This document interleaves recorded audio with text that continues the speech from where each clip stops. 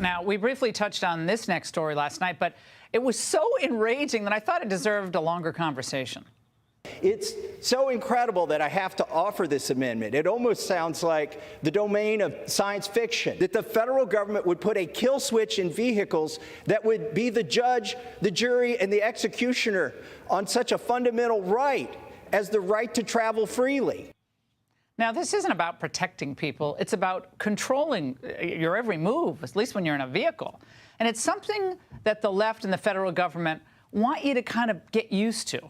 House Democrats and 19 Republicans voted against Thomas Massie's amendment that would defund a federal kill switch mandate, which means that all cars manufactured starting in 2026 will now have a way for authorities to monitor your driving and then cut power to your car.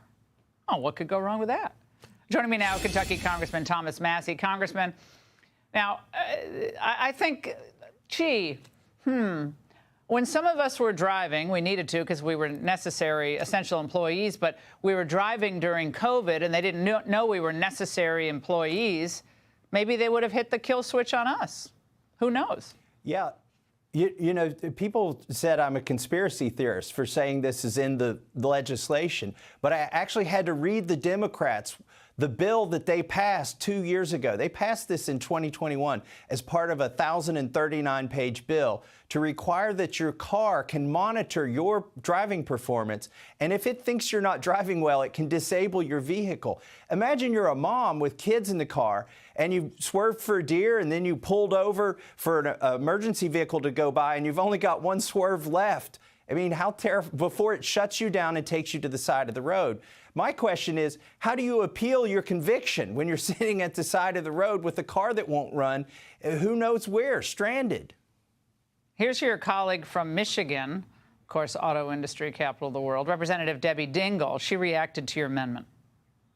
We need to stop drunk driving by making impairment prevention technology standard in new vehicles. It does not mandate kill switches or allow data collection that invades vehicle occupants' privacy. I protect data privacy in vehicles probably more than the sponsor of this does.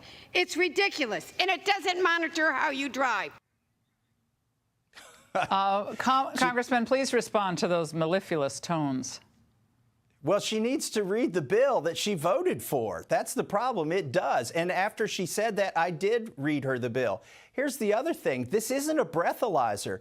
31 states already have ignition interlock devices where if you've been convicted of a DUI, you have to blow through that in order to start your car. That's not what this is. Now, this bill also has the ability, it says that car manufacturers need to somehow passively monitor the air in the car to see if you've been drinking. The problem with that is, what if you're the designated driver and you're trying to get somebody home who's had too much to drink?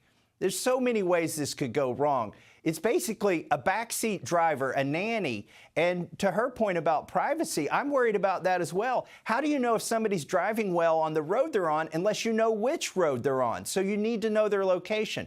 Who has access to this information? Is there going to be a camera that's watching your face as you drive to make sure you're looking at the road? Who gets that data, and do they need a warrant? Yeah, it's unclear to me where the data is stored. I mean, they're claiming it's not, but there was a surprising vote for your amendment. Maybe not that surprising if she's a real liberal. Yep. Alexandria Ocasio-Cortez, so she's with you. Finally, we got some bipartisan agreement, even if the amendment failed. I talked to her about it. She had civil liberties concerns, genuine civil liberties concerns. She knows this is a violation of the Fourth Amendment. But think about this. There's 19 Republicans who are to the authoritarian left of AOC now. So that's my question, is not why did I get a few Democrats to vote for it, but why were there Republicans who want to keep this mandate in cars? For any of this regulation. We have enough. We're getting killed by regulations in this country. Congressman, thank you for alerting us to this. We really appreciate it. Hey, Sean Hannity here. Hey, click here to subscribe to Fox News YouTube page and catch our hottest interviews and most compelling analysis.